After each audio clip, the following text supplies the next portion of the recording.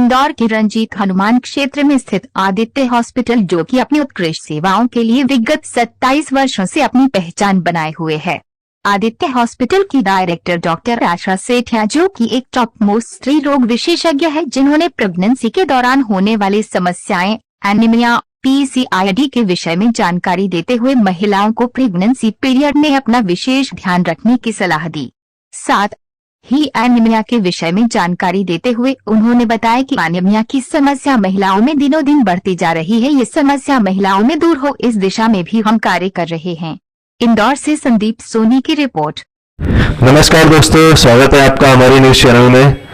मैं आज आपकी एक विशेष मुलाकात करवा रहा हूँ इंदौर की टॉप मोस्ट गायनेकोलॉजिस्ट डॉक्टर आशा सेठिया, जिनका आदित्य नर्सिंग होम के नाम से रंजीत हनुमान क्षेत्र में एक हॉस्पिटल है, और जहाँ मैडम विगत कई वर्षों से अपनी सेवाएं देती आ रही है। मैम, बहुत बहुत स्वागत है आपका हमारी न्यूज चैनल में।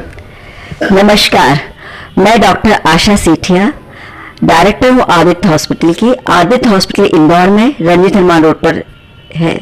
पिछले 25 से 27 सालों से स्थापित है। मैं पिछले 25 सालों से इसी हॉस्पिटल के अंदर एज ए स्त्री रोग विशेषज्ञ और लैप्रोस्कोपिक सर्जन के तौर पर कार्यरत हूँ। मैं पिछले 25 साल से हाई रिस्क और प्रेगनेंसी और लैप्रोस्कोपिक सर्जरी इस हॉस्पिटल के अंदर कर रही हूँ।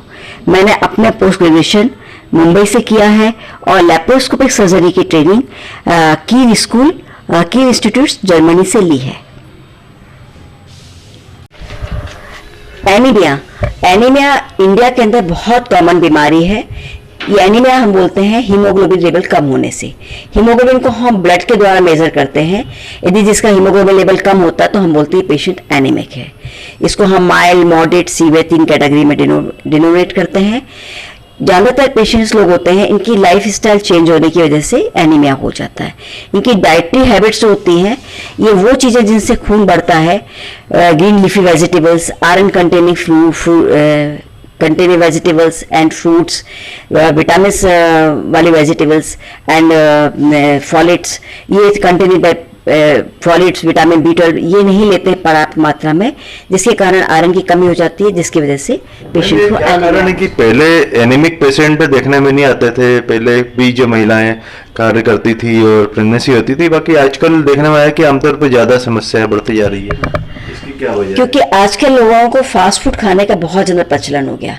पहले फास्ट फूड का प्रचलन नहीं होता था। हर लेडीज़ के घर में खेती होती थी, घर में खेत से वेजिटेबल्स आ गई, अच्छा अनाज आ गया है। गुड़ घर में ही होता था, गुड़ जैगरी जिसको बोलते हैं, वो ज़्यादा मात्रा में खाते थे। वेजिटेबल्स ज़्यादा लेते थे। पल्सेस होती है, उनमें भी आयरन होता है, तो दालें लेते थे जिन्हें, तो इसकी वजह से खून की कमी नहीं होती थी।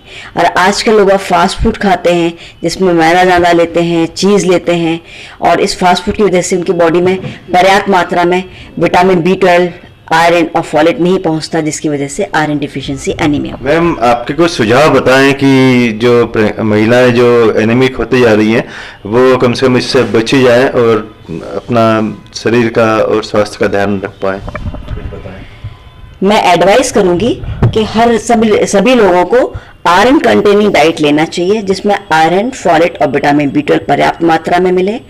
डाइट में होता ग्रीन लीफी वेजिटेबल्स जैसे पालक आपके है, और फ्रूट्स हैं। फ्रूट्स में एप्पल है, अनार है, चेरी है, स्ट्रॉबेरी है, पॉमग्रेनेट्स हैं।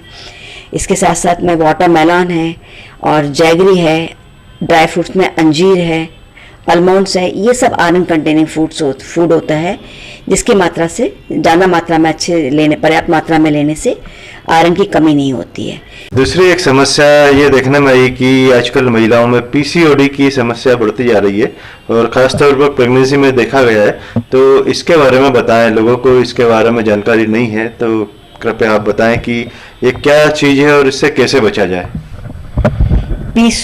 PCOS या PCOD सेम चीज़ है।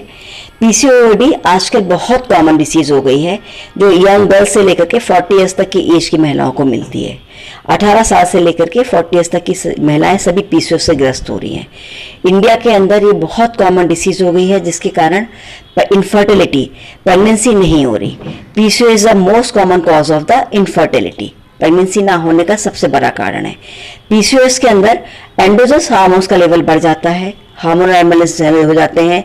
एंड्रोजन्स का लेवल बढ़ने के कारण पॉलीसिस्टिक ओवरीज हो जाती हैं, हिर्सुटिज्म हो जाता है और इसकी वजह से ओवुलेशन टाइम पर बराबर नहीं होता है, जिसके कारण इनफर्टिलिटी हो जाती है। इससे कैसे बचा जाए, कुछ आप बताएं इसके टिप्स।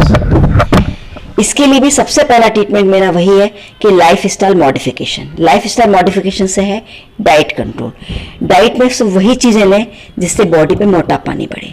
पीसीओएस पेशेंट्स को ज़्यादातर ओबीस पेशेंट्स होते हैं, 80% ओबीस पेशेंट्स को पीसीओएस होता है। अब ओबीस में ओबेसिटी कम करना है, आपका लिपिड प्रोफाइल कम करना है, तो इसके लिए carbohydrate, sugar, fat free diet लेना है। डाइट में प्रोटीन और विटामिन ज़्यादा मात्रा में लेना है। रेगुलर एक्सरसाइज करना है, 1 आवर्स अपनी बॉडी की एक्सरसाइज के लिए डेली देना है। थोड़ी हैवी एक्सरसाइज करना है जिससे फैट मेटाबॉलिज्म डिस्टर्ब कम हो जाए उसकी, और फैट बॉडी के अंदर कम हो। इसकी वजह से उसकी ओबेसिटी कम होगी। ओबेसिटी कम होगी तो हार्मोन्स का लेवल भी नॉर्मल होगा। हार्मोन्स लेवल नॉर्मल होगा तो साइकिल ओवुलेटरी हो जाएगी और ओवुलेशन के चांसेस बढ़ जाएंगे। तो मैं एक क्वेश्चन जो कि बहुत आवश्यक है, आप चूँकि गायनेकोलॉजिस्ट हैं और टॉपमोस्ट गायनेकोलॉजिस्ट हैं इस एरिया की, तो कृपया हमारे दर्शकों को, स्पेशली महिलाओं को ये टिप्स दें कि प्रेगनेंसी में उन्हें अपना ध्यान किस टाइप से रखना चाहिए। प्रेगनेंसी में हर महिला को सबसे पहले जरूरी होता है कि उसको रेगुलर चेकअप कराना चाहिए, डॉक्टर्स के पास जाना चाहिए। जब फर्स्ट ट्राइमेस्टर से जैसे ही माँ डायग्नोज हो कि वो प्रेग्नेंट हो गई है तो डॉक्टर्स के पास जाए। डॉक्टर की सलाह अनुसार अपना खाना और एक्सरसाइज का ध्यान रखें। आजकल गर्भ संस्कार क्लासेस चलती हैं जिसमें हम लोग पेशेंट्स को अवेयर करते हैं कि उनको प्रेगनेंसी में क्या डाइट लेना है और क्या एक्सरसाइज करना है। एक्सरसाइज उनको नॉर्मल डिलीवरी के लिए बहुत हेल्पफुल रहती है। लास्ट में नॉर्मल डिलीवरी के रेट्स बढ़ जाते हैं। हर पेशेंट्स को जब 5-6 विजिट्स बहुत जरूरी होती है। जैसे प्रेगनेंसी डायग्नोज तो फर्स्ट ट्राइमेस्टर में डॉक्टर से सलाह लेना चाहिए। डॉक्टर जो डाइट एडवाइस करे वो डाइट लेना चाहिए। इसके साथ साथ फॉलेट की टैबलेट्स आती हैं, वो टैबलेट्स भी सप्लीमेंट करना चाहिए, जिसकी वजह से बच्चे की मेंटल ग्रोथ अच्छी होती है और न्यूरल ट्यूब डिफेक्ट जैसी बीमारियां बच्चे को नहीं होती हैं। सेकेंड ट्राइमेस्टर में फिर जाकर के बच्चे डॉक्टर से सलाह के पास जाना चाहिए, रेगुलर हेल्थ चेकअप कराना चाहिए। सेकेंड ट्राइमेस्टर में प्रेगनेंसी में कुछ डिसीज होती हैं जैसे हाइपोथायराइडिज्म, शुगर, ब्लड प्रेशर, ये बीमारियां सेकेंड ट्राइमेस्टर से स्टार्ट हो जाती हैं। हाइपोथायराइड फर्स्ट ट्राइमेस्टर में भी हो सकता है। तो इन बीमारियों से रुकने के लिए रेगुलर चेकअप बहुत जरूरी होता है। जब डॉक्टर देखता है ब्लड प्रेशर बढ़ रहा है, आपका बीपी ज़्यादा है, कम है, उसके हिसाब से डॉक्टर आपको सलाह देता है। ड्रग एडवाइस करता है वैसे ड्रग लेना चाहिए, जो डाइट एडवाइस करेगा वो डाइट लेना चाहिए, और जो एक्सरसाइज बताएगा उस एक्सरसाइज को रेगुलर करना चाहिए। प्राणायाम और योगा इसमें बहुत हेल्पफुल रहते हैं ब्लड प्रेशर को कंट्रोल करने के लिए एंड एक्सरसाइज डायबिटीज़ को। रेगुलर आपको मॉर्निंग वॉक के लिए जाना चाहिए। मॉर्निंग वॉक से आपका डायबिटीज़ कंट्रोल रहता है, ऑक्सीजन ज़्यादा मॉर्निंग में मिलती है और उसके सेल्स की ग्रोथ अच्छी होती है। प्लेसेंटल टिश्यू को भी ग्रोथ अच्छी ऑक्सीजन मिलती है, इससे प्लेसेंटा की ग्रोथ अच्छी होगी तो डेफिनेटली बच्चे की ग्रोथ भी अच्छी होगी। मैम, अंत में जो लास्ट ट्राइमेस्टर होता है, थर्ड ट्राइमेस्टर, उसमें किस टाइप से ध्यान रखा जाए, ये आप प्लीज़ बताएं। कभी कभी पेशेंट लोगों को थर्ड ट्राइमेस्टर में ब्लड प्रेशर, शुगर की शिकायत आती, तो रेगुलर डॉक्टर्स का checkup, investigation, diet and exercise. Third trimester में एक्सरसाइज बहुत हेल्पफुल होती है नॉर्मल डिलीवरी के लिए। तो जो एक्सरसाइज, पेल्विक एक्सरसाइज जिनको हम बोलते हैं, वो पेशेंट को करना चाहिए। और खून की कमी बिल्कुल नहीं होना चाहिए। लास्ट टाइम में खून की कमी होगी तो इससे एब्रेप्शियो के चांसेस भी बहुत ज़्यादा रहेंगे, बच्चे की ग्रोथ भी कम हो सकती है, प्रीटर्म डिलीवरी भी हो सकती है, पानी की मात्रा कम हो सकती है, ओलिगोहाइड्रोनेस के चांसेस भी बढ़ जाएंगे। इसके साथ साथ प्लेसेंटल सेपरेशन के चांसेस बढ़ जाते हैंगे और पीपीएच के चांसेस भी आफ्टर डिलीवरी बहुत ज़्यादा रहते हैं यदि पेशेंट्स को खून की कमी रहती है तो लास्ट ट्राइमेस्टर बहुत हेल्पफुल होता है नॉर्मल डिलीवरी के लिए एंड डिलीवरी के बाद में पोस्टमार्टम ब्लीडिंग को रोकने के लिए भी लास्ट ट्राइमेस्टर बहुत हेल्प करता है। मैम, बहुत बहुत धन्यवाद आपका। आपने बहुत सटीक और सही जानकारी से महिलाओं को अवगत कराया। अंत में एक महिला होने के नाते आप महिलाओं के लिए क्या संदेश है आपकी ओर से? मैं हर प्रेग्नेंट लेडी को बोलूँगी कि वो जैसे इनको मालूम पड़ता है कि इनको प्रेगनेंसी हो गई है, फर्स्ट डे से ही आप डॉक्टर्स के पास जाएं, उनसे सलाह लें, ताकि आपका एक हेल्दी, सुंदर, स्वस्थ बच्चा आए आपके हाथ में, और मदर एंड बच्चे दोनों सेफ रहें, एनीमिया फ्री प्रेगनेंसी रहे अपनी, और हेल्दी बेबी रहे। That's all. Thank you. Thank you madam, बहुत बहुत धन्यवाद आपका।